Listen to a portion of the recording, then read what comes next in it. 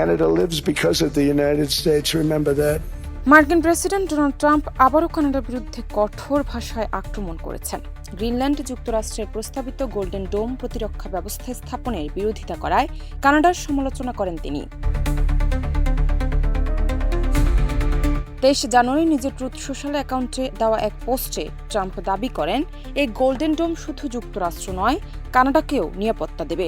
তবুও কানাডা এতে সহযোগিতা না করে চীনের সঙ্গে ব্যবসা বাড়ানোর সিদ্ধান্ত নিয়েছে। ট্রাম্প আরও বলেন, চীন এমন একটি দেশ যারা 1 বছরের মধ্যেই কানাডাকে গিলে খাবে। তার অভিযোগ, যুক্তরাষ্ট্র পাশে থাকার পরও কানাডা ভুল পক্ষ বেছে নিচ্ছে। এই মন্তব্যের পেছনে রয়েছে সাম্প্রতিক কানাডা চীন বাণিজ্য চুক্তি। কয়েকদিন আগে চীনের সঙ্গে শুল্ক কমানোর একটি চুক্তি করে কানাডা।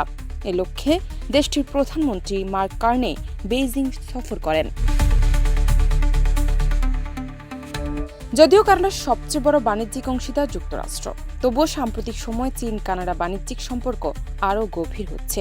এর আগেও বিশ্ব অর্থনৈতিক সম্মেলনে গ্রিনল্যান্ড প্রসঙ্গে কথা বলেন ট্রাম্প।